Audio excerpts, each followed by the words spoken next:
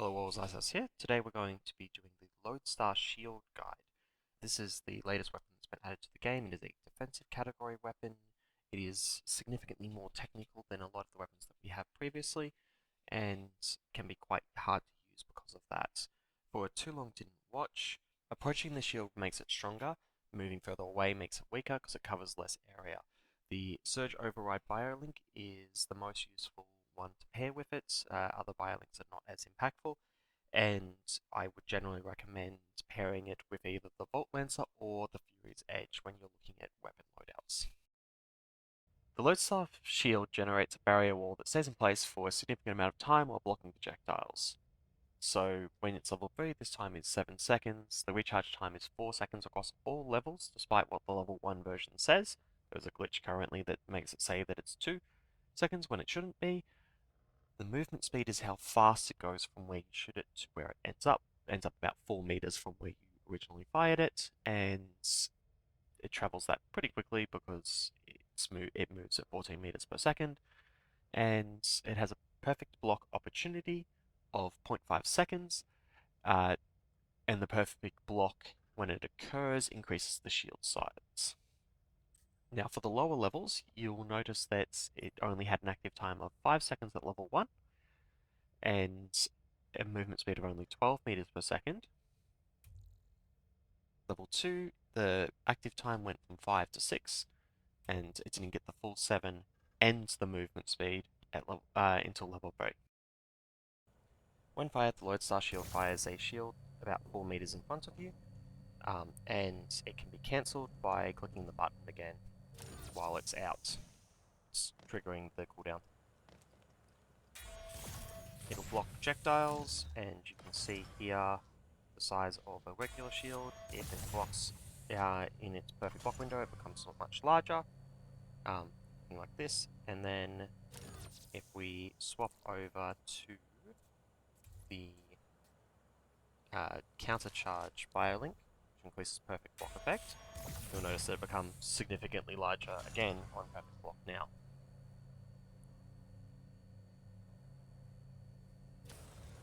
Like the arc and flash barriers, if a melee trap hits it, the melee trap will be destroyed. Just make sure that the melee trap actually hits it first and not yourself. Otherwise you'll still be hit. A laser that hits a Lodestar will be reflected as if it hit a wall in the same orientation.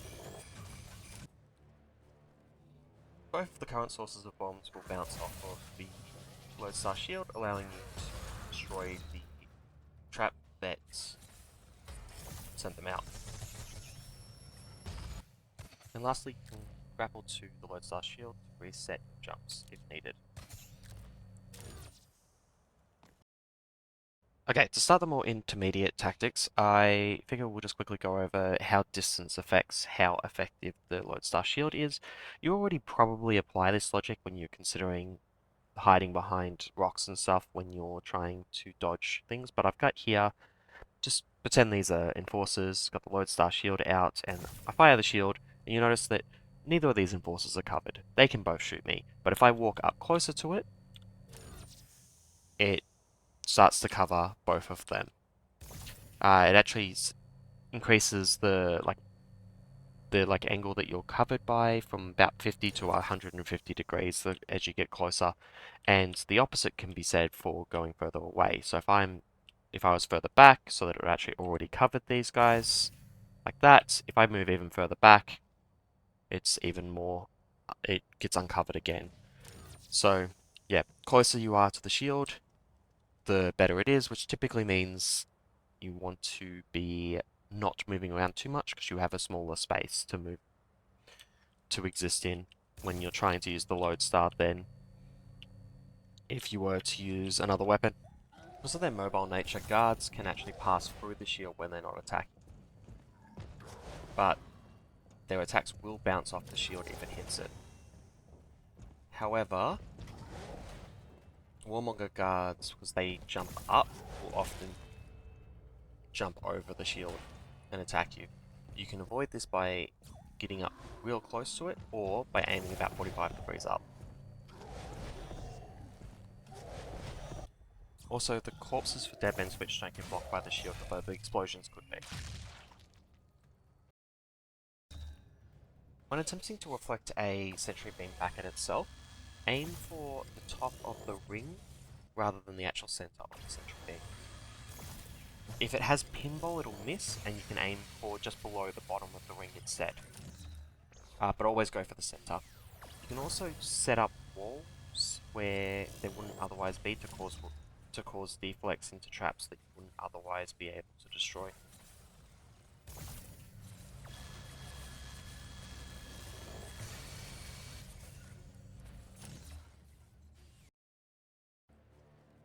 Both cannonback bombs and bomb ejector bombs can actually be redirected using the shield to create effectively a bomb splitter that you yourself place rather than the radar allowing you to get some defense backfires when those exist. On any vertical corner, you can shoot a shield into that corner to create a safe space behind it that covers you from all 360 degrees.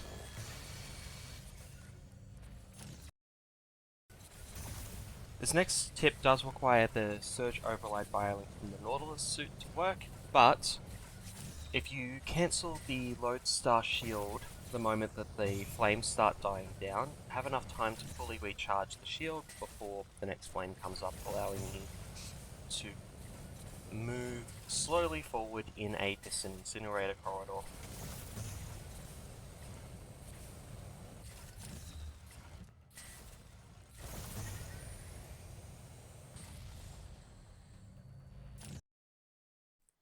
For biolinks, I'd heavily recommend Surge Override from the Nautilus suit.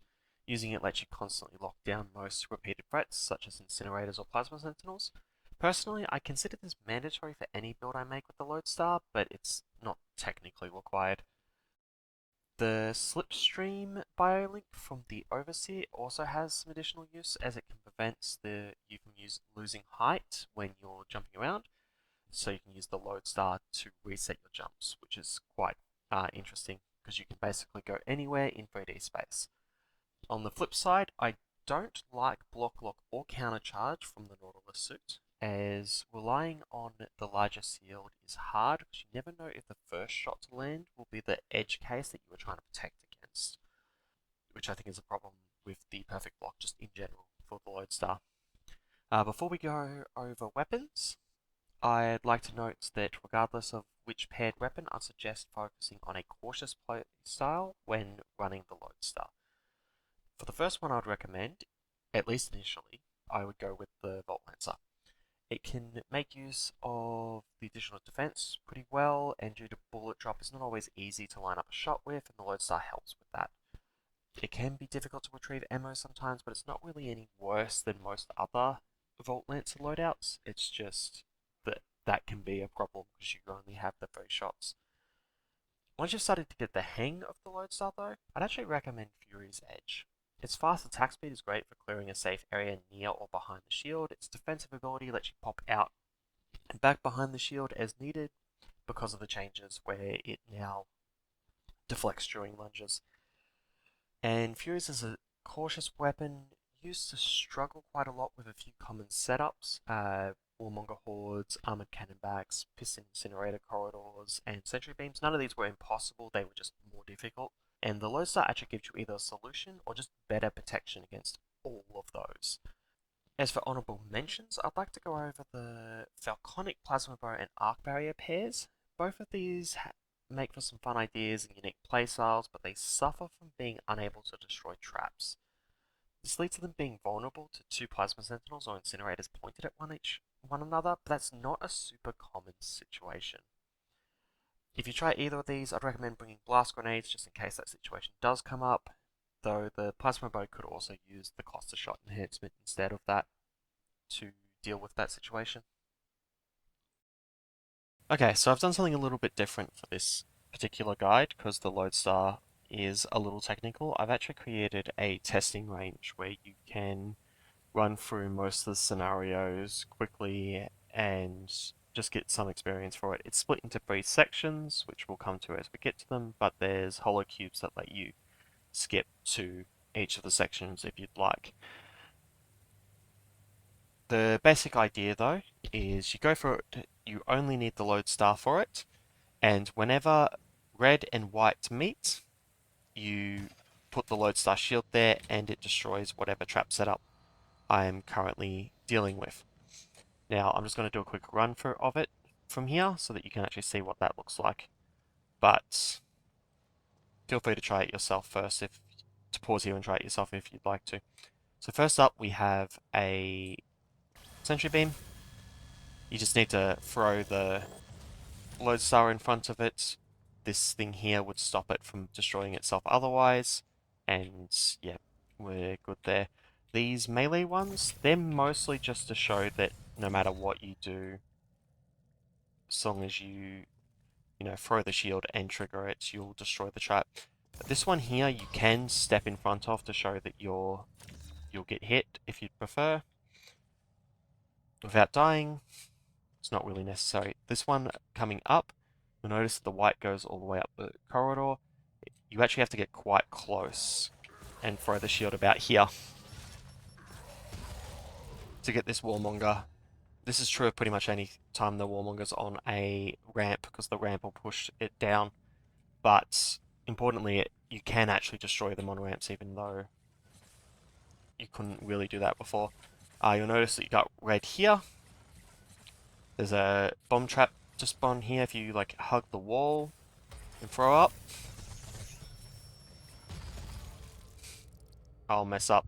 I should jump to the right. The gap, sometimes they can get through the gap, but most of the time they'll fall really close. If you just move away, you would have survived that. Piston, same as the other melee traps. You just throw something in front of it. And the next one is the Sentry Beam. You'll remember the thing about the ring. It allows you to destroy it, which is also why this is on an angle, because you have to angle up. If you go forward, it's obviously not going to destroy it, because you have to be aiming at the ring, and that's way up there. That's the end of the easy section, and you'll note that I've got marks around just a first wave holocube. To find this one, if you want to skip straight to the difficult section, it is just pretty much straight ahead from where you started. Go straight through, climb across here,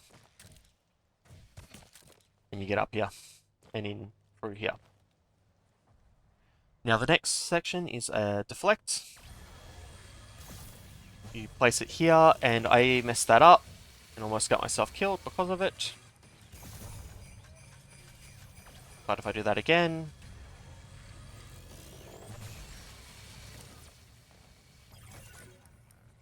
and if you'd like, you can practice your shots on the laser as well while you're here. But you can kill the Plasma Sentinel with the laser. It's just to show that you can deflect in ways that you wouldn't have been able to with the arc barrier. Here is a bomb deflect. You just put up the shield. It's best to put up the shield first. You'll notice that time the bombs didn't go around the edges. Yeah, they technically have enough space for it if you place it perfectly, I think, but it's very difficult. This is probably the most difficult of them to understand from the decals. So you can see that there's a white area over here and a white area here. So this is because there's a Sentry Beam there. So if I move too far to the right, it'll start firing, and I don't want that to happen just yet. I actually want to approach this and place my shield over here, and then get behind it. And that goes all the way down there, and there's just some mods to make it a little bit easier. And if there was any pistons remaining, we'd have to destroy those first, but none of them survived, thankfully. Normally one will survive most of the time. So if you try it and one survives, don't worry about it. That just happens. It's just because the pistons go in and out and the laser isn't active long enough to destroy it. And here's the second of the holocubes to let you skip to the third and final section, which I call the exam, which we will get to in a moment. But this one is, yeah, so you started over there, so if you came along the left side here, turn left as you get So here, and just go around the edges, you will eventually run into this, which is all marked, and it'll let you in and get you to the actual exam. Now, for the exam doesn't have any like set rules, and it's not going to have decals to guide you. So this is supposed to be for you to learn deflects and whatnot on your own. So this is a lot more difficult than the rest of the map if you're trying to do it the way I intend. If you don't care about the way I intend, you can just go grab the gem mat and be done with it. It's just down there. But there are basically 4 puzzles, each with a hollow cube that causes a warmonger to run down and stand in each of these 4 spots. So, 4 challenges, 4 warmongers, but you've only got 1 sentry beam to work with for each of the deflects. So the bronze one is here on the ground floor, and then you've got this corridor here that leads to each of the others. So here's the silver one. So you stand on this side, and you'll notice you've got these yellow and black marking around the edges of that section. So that's to tell you don't go into there, because you can actually break it, because you can see the hollow cube there that you're trying to hit. And yeah, so we've got the silver decal, and it points out where the hollow cube is, which is there. If we go up one more floor, here's the gold one. So you'll want to be here, and you'll notice, yep, markings to warn you not to go over there, because it's over there. And now we see where the sentry beam is. It probably just destroyed itself. It did. And the master one's here, and yeah, it just goes to there, and that's where the sentry beam is. I would say, for actual challenge rules, the only thing I would say is you have to trigger the hollow cubes with your with the laser. It doesn't count if it's not the laser. Obviously, the game will still drop the warmonger, but I wouldn't count that. I've put up these markings to try and show you where to prevent you from accidentally triggering the hollow cube. I think you should be allowed past them, but it's not. Just be careful so that you don't accidentally trigger the hollow cube when you don't intend to. And whenever I tried this, I was playing until the sentry beam died, or I'd done all 4. And of note, of all the warmongers, the master one takes the longest to actually get down here, because it's quite high up, as you can probably guess from the fact that that's really high. But you can see here, this is what they do. They like eventually come down and they stand in front of the appropriate decal. If you would like actual solutions for this, there will be an unlisted video in the description, which will give you a possible solution. It's not necessarily the only solution, it's just the one that I most likely use. And we'll have a successful run at the end of that video. But that's all for this. This is more of a challenge. Like, don't worry if you can't beat this. I had difficulties beating this when I first set it up, and I was already beating levels pretty easily. So, you may feel it may be better to just work up confidence in your deflect skills in levels before trying this. Personally, I thought it was useful to have, because it let me test my deflects from the Sentry Beam and the Lodestar. But anyway, that's it for me for today. I shall see you next time.